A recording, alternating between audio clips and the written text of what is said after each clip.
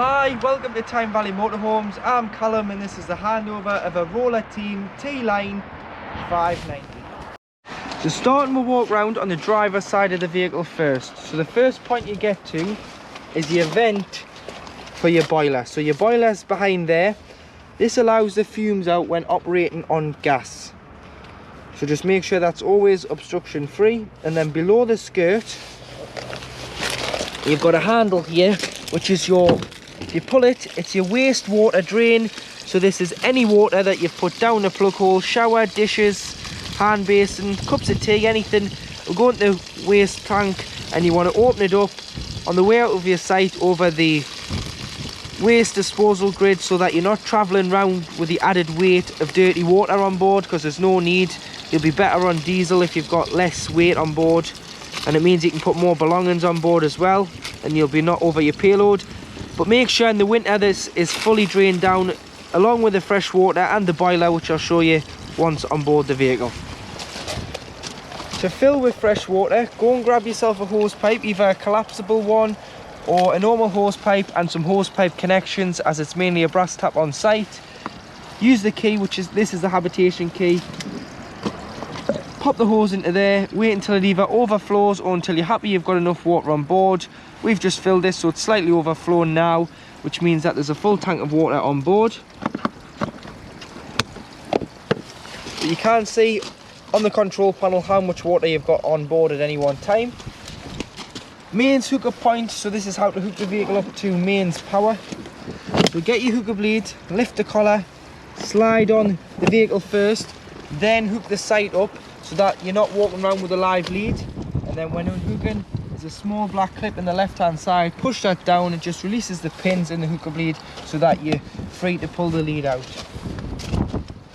Coming round to the back of the vehicle, you've got your high level brake light, your rear view reverse camera, and a bike rack. So this is a 4 bike rack. So you pull the rail down, put your bikes on, put the straps through the spokes to tie the wheels to the rail, and then you've got 4 bars, the smallest being the first bike and then the longest being the last bike, to go through the crossbars. And then what we do advise is you put some sort of bike lock around that, so if you ever leave the van unattended, your bikes are still going to be on the back when you get back to the vehicle.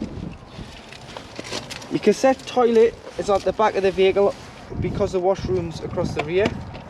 So there's your cassette. Make sure that the blade is in the closed position and the mechanism isn't engaged, and you'll be able to lift the blue handle, slide the cassette free of the vehicle.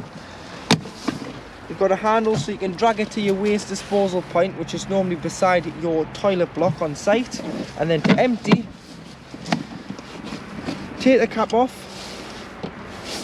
press the blue button at the back and tip out.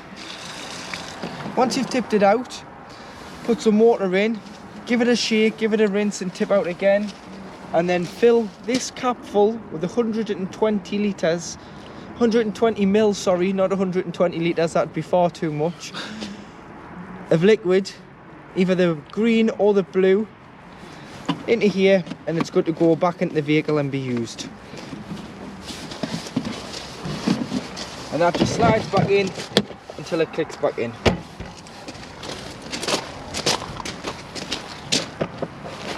So with these locks, pop the key in, turn it, and then you need to turn the whole face of the lock to open. And in here you've got your storage, like I'll show you from inside. So 2 storage shelves.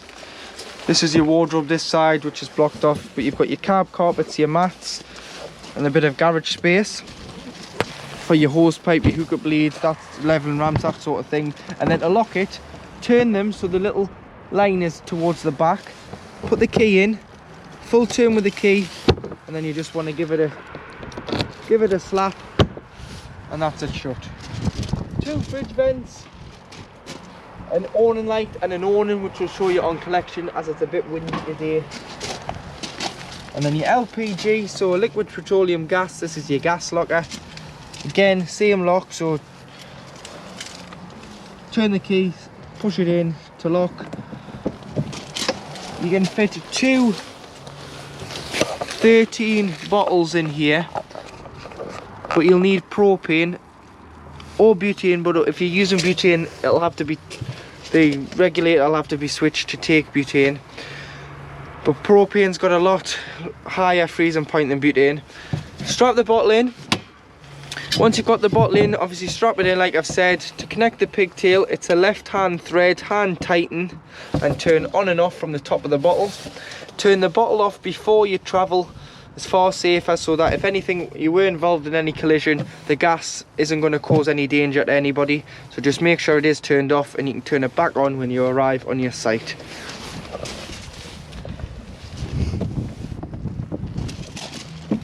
Got your diesel filler, which opens with the main ignition key at the passenger door to fill with diesel fuel.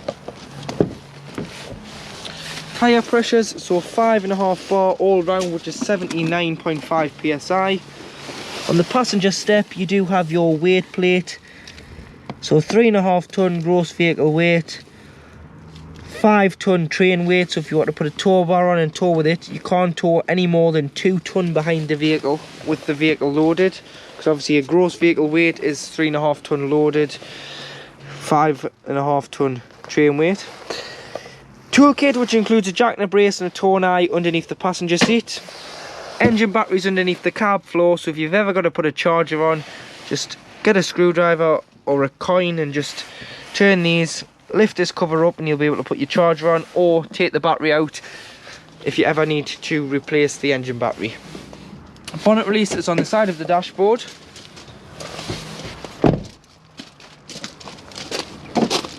And if I have a quick look underneath the bonnet, standing in front of the bonnet to your left hand side is all the fluids. So you've got screen wash, this lifts off and you've got power steering fluid, coolant, brake fluid, oil filler, oil dipstick, your paint cord. And then to give or receive a jump start, as the battery's underneath the cab floor, you've got your earth here. And then should this cover be down, so you've got your air filter, passenger headlight, just in the middle here, this little square cover, put your key in, lift it up, and you can put your positive contact on there for giving or receiving a jump start. To operate your main control panel, first of all it tells you if you're hooked up or not, which means you will be receiving 230 volts. If you're not, then you will just have 12 volt off your leisure battery.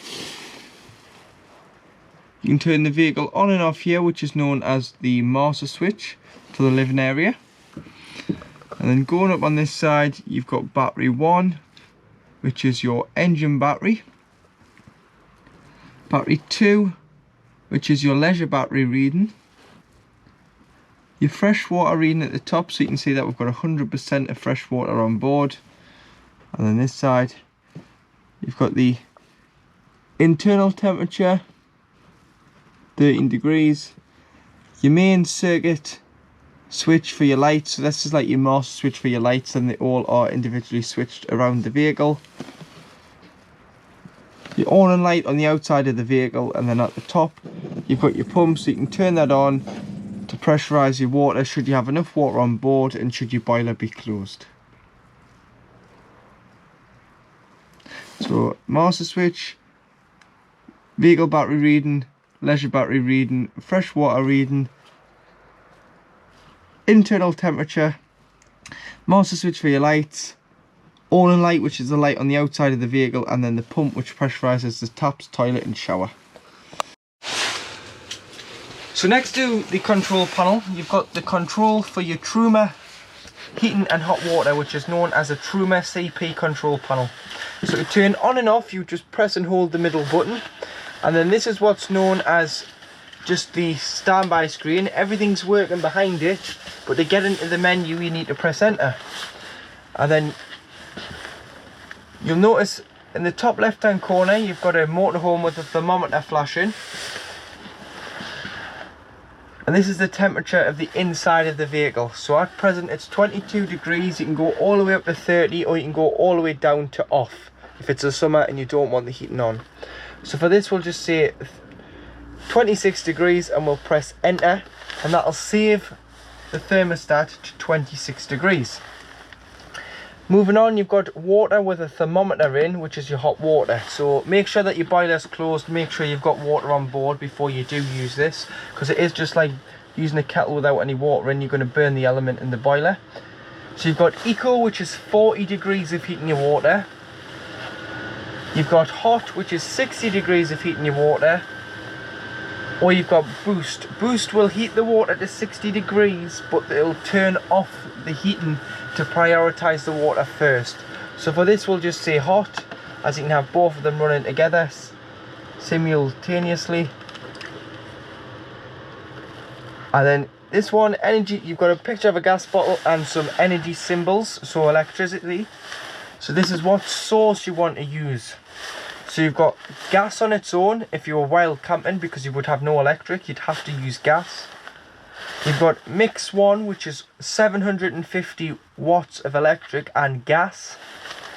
You've got mixture 2, which is 1500 kilowatts of electric and gas. So you'd use this more if you're in desperate need of hot water, or you're away in the winter. You can put mix 2 on and it should heat the vehicle up within 10 minutes. And then you would turn off the mix and you'd go back to electric. So EL1 is electric on 750 watts. And then EL2 is 1500 watts of electric. So if you're on a site, you'd use EL2, you've paid your site fees, don't waste your gas. After all, electric's expensive, use theirs. And then you've got your fan on the end, which is just your fan, so you might want it on Eco when sleeping, as it's just a little bit quieter and it takes a smaller feed of 12 volt. And then you've got High, which will use a lot more 12 volt, but it'll use more fan speed and push the heat around the vehicle. And then on the bottom, you've got a timer in the bottom left hand corner, so you can time it to come on and off. You've got the clock to go on, and so when the times go back and forth, you can set the clock display time. And then you've got a spanner in the bottom left hand corner, so should any triangle come up which means it's faulted, you can go into the spanner, you go all the way down to reset, press reset, it'll come with preset, press again, and it'll then reset this control panel, so you'll have to go in and reset everything again. To operate your fridge with separate freezer box, so you'd press and hold here to turn the fridge off and on, and then you'll notice it goes to A and it's got a picture of a plug. So the A stands for automatic energy selection, so the module of the fridge will pick out what best source is available. So we're hooked up and we've got gas on board, so it knows not to waste the gas, so it's when to hook up. So this will now work as a household fridge on 230 volt. If I was to unhook it, it would switch over to gas and self-ignite. Or if I was to start the engine, it would go to the battery setting, which isn't from the leisure battery. It's from the vehicle battery. When the vehicle is running, it sends a feed to the fridge to keep it at the same temperature it was at when you left the site. So basically it acts like a giant cool box. So you've got to be pre-chilled for this to work. So if you're lucky enough to keep this at home, a few days before you'll want to hook the vehicle up to charge your leisure battery. Put your fridge on, put it to full temperature, which is this is the temperature scale here, so put the full temperature, allow it to chill for a day or so, and then put your shopping in the night before you go away, and then let your shopping cool overnight. And then when you come to unhook it, before you unhook it, just start the engine, unhook the vehicle, it'll switch over to the battery and it'll keep that shopping nice and fresh until you either arrive back on site and hook the vehicle back up, or it will switch over to gas if you don't hook up. But note, when turn the engine off, it waits 20 minutes before lighting on gas, because if you're to pull in for diesel, it's the last thing you want is this to be sparking, because it'll not be finding 230 volt, it'll not be finding 12, but your gas might be on, so it will find gas. It's programmed to wait 20 minutes to get you out of any situations like that.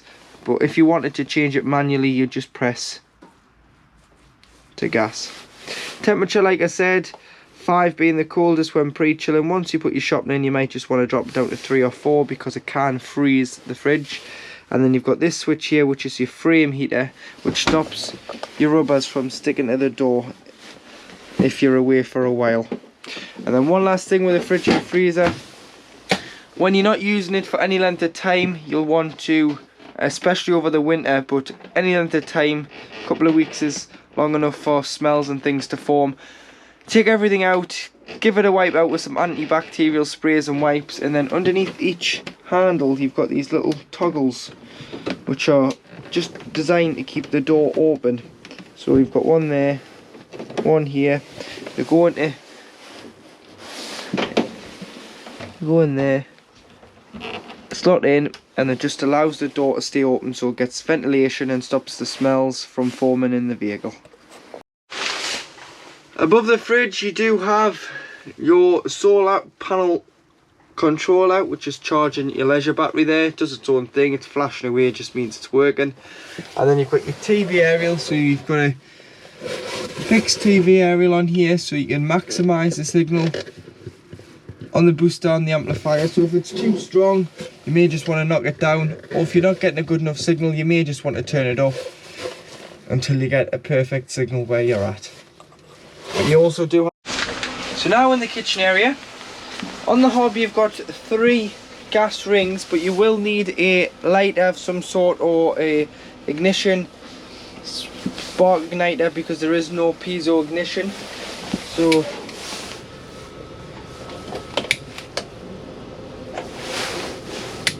as you can see there's 3 lit gas rings for your hob. Once you've turned them off, allow these to cool before you do put the glass lid down. And then you do have a little strip light and then a little switch on the end of your window surround which brings on your splashback light, followed by a 3-pin socket underneath, storage up above, and then below you do have your grill. And then below your grill you have your oven.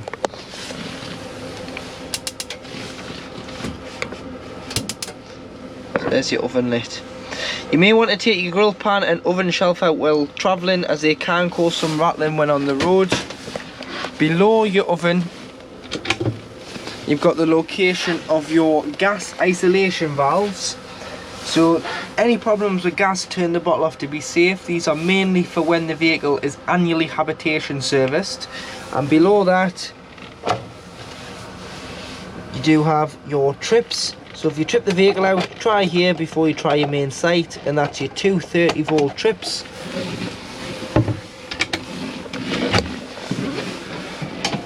Storage racks which slide out.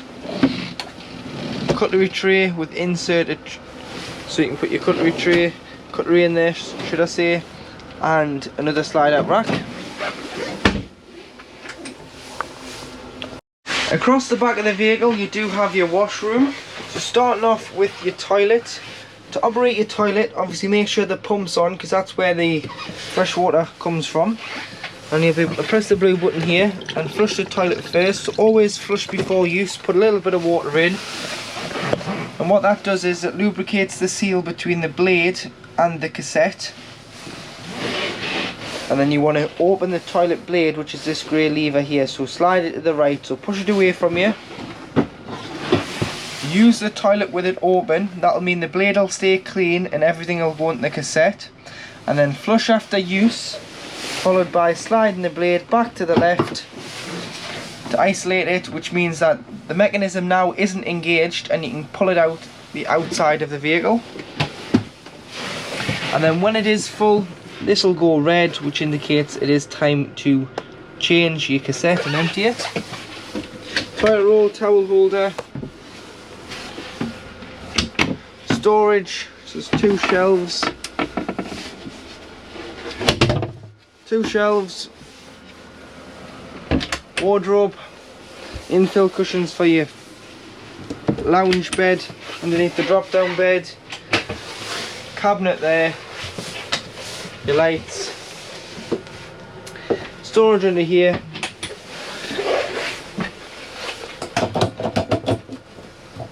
touch this one to come on. You've got a hanging rail for wet towels and coats, to dry in here. Always make sure that your shower screens are tied back before you do start travelling. And then in the winter, we always recommend that you remove your shower head from your shower hose. As you can see, any water could sit in here. Lie that in the shower tray and leave all the mixer taps throughout the vehicle in the middle open position, just to stop any water that's lining any pipes and stopping any airlocks. And then you do have some handy towel rails here, which also double up for coats, like I've said, if you're not going to use your shower. So to make the bottom bed up out of the table, underneath the table there's a lever here, so if you push it away from you and put your weight on the table itself,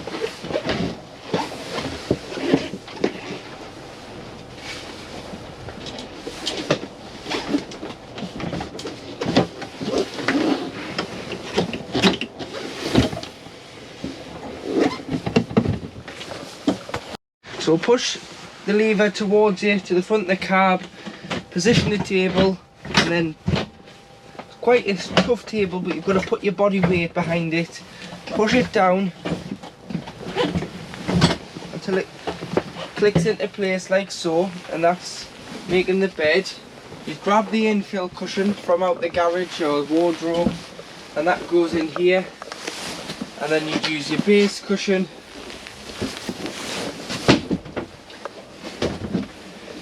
to there, and drop your backrest into here. Then you have formed the double bed across the width of the lounge. So to operate your drop down bed, first of all you need to make sure that the light circuit's on the panel, as that's how it's been wired in, and then you'll just be able to press and hold and bring the bed down. You can stop it at any height if you are using it as a 4-berth. If you're using it as a 2-berth, remove your backrests, put them on the floor and drop your table down, and it'll come pretty much waist height, just below waist height. You've got a ladder there to put on if you're just using it as a 4 and it's higher up. And then you do have, these are nets, so these clip underneath the bed and clip onto these 3. There's 3 on the front, 3 on the back, and it just means if you're going to put kids up there, they're not going to fall out if they're going to roll around in their sleep. And then one tip with the bed is, when winterizing it, if you just leave the bed short of the ceiling, it means that the air circulation can get on top of the mattress as well as around the bed, and it'll stop the mattress getting cold and any stains or anything forming on the ceiling. So located behind the driver's seat, if you lift the cushions off, under this little section here is where the boiler is. So if you look down, right down, you'll see that there's a blue diamond which is on a Truma frost control valve, and what that does is it protects against frost. So when that detects the cold when not in use, it will release the water in the boiler, which the boiler holds 10 litres of water to stop the boiler from freezing. Because if the water was to freeze in the boiler, it's a very costly mistake and it's a new boiler job. So what you've got to do is just check on it. So at the minute, down the side of it, you'll see that there isn't a blue button sticking out because it's holding the water. And on the top, it's flush, there's no black diamond in the middle of the blue diamonds sticking out, which is a black nib. But what you can do is, if you're draining the vehicle down, obviously empty the fresh, empty the waste, open all your taps, and then what you can do is, if you just come in and turn it, you'll see that it's the other way, and what that does is it lets the water out of the vehicle. But you want to do that without the pump on, so you want to do it without any power on, and you want to drain the vehicle down. Obviously don't rely on it automatically dropping the water, because if that ever does become faulty, it's a costly mistake to make, like I've said. So just keep an eye on it, and if you're ever in the situation where it's cold outside and you're using it and the button keeps popping out, just put the heating on first on its own, for 5 minutes. That'll warm this area up. Then you'll be able to pop your hand down and push the button in on the side and then prime the water through. So once you've opened the valve, you will then have to prime the water back through the taps. So on the cold side, it automatically has a pressurized flow of water because it draws it from the tank underneath the van, which is the fresh water tank, directly to the tap. On the hot side, it transfers it from the freshwater tank into the boiler and then to the tap. So it's a little bit longer of a process on the hot side, and it'll cough, splutter, make all sorts of noises until you get a free flow of water from the hot side. This is when you know that your system is then primed. But it's very important that you drain your vehicle down, especially in the winter. Not so much in the summer because there's going to be no damage, we've got warmer weather. But in the winter you will have to drain it down, because if we suffer from a hard frost and water's left in the vehicle, it can cause damage to pipeworks, tanks and boilers, and isn't covered under any form of warranty, as it's your responsibility to drain the vehicle down from frost damage. Underneath this settee, lifting the panel that's behind the passenger seat, sorry, you do have your Varta leisure battery, and then you do have all your 12-volt fuses. So they are listed what they do and the ampage on here, so do carry some spares. You'll need a variety of 10, 5, 15, 25, 20 amp fuses, which you can get all from your local motor factors or online, and just carry some spares with you. And then if a fuse blows, you can just pick the fuse out and replenish the fuse. So underneath your travelling seat is where your freshwater tank lives. So if you remove your cap, what you can then do is, you'll see the T-piece in there, that's your drain plug. So when you finished using the vehicle, you don't want water to sit stagnant in there, or you're draining down for the winter, just pop your hand in, pull the handle,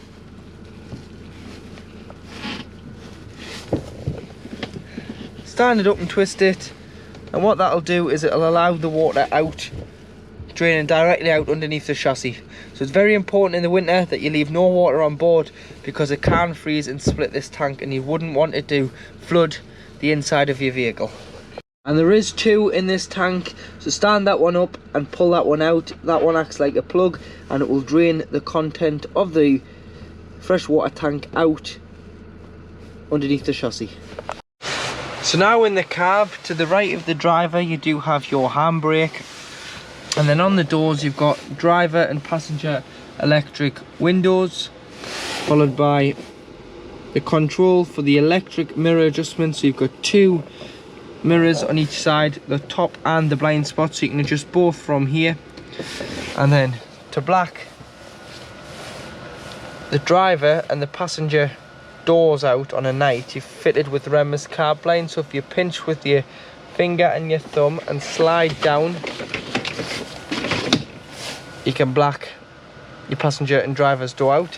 And then the windscreen is fitted with Remus car blinds as well, so pinch and slide. Do the same with the other one, and then that'll slide and black the windscreen out as well.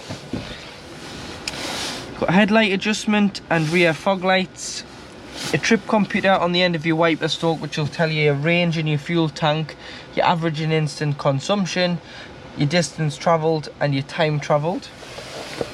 Lights and indicators, steering wheel control, so mute, voice command, volume, answering and declining a call, and scrolling through your radio channels, your CDs, your media or your contacts. And then also you are fitted with cruise and speed limiter. So at the minute nothing's on as it's in the middle. Turn up is cruise control. Get to your desired speed and push up to set, and then you'll be able to take your foot off the accelerator, push it up to speed up and pull it down to slow down. Cancel, you don't have to put your foot on the brake if you don't want to, you can just press the button and then put your foot back on the accelerator. Or you can cancel with the foot brake and press it again and resume it to the last speed that it was set at. If you want the speed limiter on, you would turn down and it'll say SLD connected, which is just speed limiter device. Push up slowly goes up in 1s, push and hold goes up in 5s, and you'll see it just here going up, so it's set to 40. And then you need to turn it on, so it'll be off until you press the end and turn it on, and then that'll stop you going over 40 miles an hour unless you lift off the accelerator and push it right to the floor and floor the vehicle, which is a safety feature to override the speed limiter. But again, adjustment up and down for that, same with the cruise. You'll notice you've got your rear view camera on all the time, as well as in reverse. It comes on, so lift the collar to go into reverse and that'll bring the camera on as well, but it's on all the time. If you do want to turn it off, you can just press here. Cup holders with auxiliary and USB input up at the top for the head unit. And then you've got traction control plus, which means if you're on wet grass or gravel and you're struggling to get off, you can put that on and give the accelerator a bit more oomph and give it a bit more gas and try and get yourself off. It'll stop the ESC kicking in. Hill descent control, that button's pretty much redundant on a manual, it's more for an auto, so forget about that. Hazards, locks the cab doors on an evening, you have to manually lock the habitation door, and you do have heated mirrors, so if they're wet, foggy, you can clear them up to get good vision. USB for charging and 12 volt for charging. And then you do have your temperature on the outside ring on the left hand side, and the fan speed must be on at least 1 or more for the aircon to work, which is this button here. Followed by, on the right hand dial, you've got your distribution, so whether you wanted to go to face, feet or screen, and whether you're recirculating air or you're bringing fresh air in. And then finally you do have your radio, so you turn on and off here. It's a Fiat head unit. FM AM selection here, press 1 to 3, or you can press all and save 12 of your favourite radio stations. Media would obviously be a CD, auxiliary or USB. It's fitted with navigation, which is TomTom, so you can go press nav, navigate to, address, and you can pop in your city or postcode. If you do take the vehicle abroad, just press the flag in the top corner and select the country that you're going to, and you can put your Spanish coordinates in or your French coordinates in there, or further afield. And you can also go to your recent destinations, so if you're going back to somewhere where you've been and used the sat nav, just press there and you can scroll and find where you've been. Phone, you can connect your phone, so you want to go to settings and you want to press add device, and you want to find Uconnect on your phone. Press pair with it, and then it'll ask you if you want to download your contacts. Just press allow and it'll download all your phone book into the radio, so whoever rings you'll come up with a name, and you can scroll through your contacts and dial someone on the screen. And then you do have more, so you can view your trips and see your average consumption, your average speed, your distance travelled, your time travelled, A and B. That's the same as doing it through this screen on the end of the wiper stalk, but you can see it more easily doing it through the head unit. And then you've got settings at the top, so you can change your date and time when the clocks go back and forth, the display, and you can scroll through here, but this is all explained in your handbooks.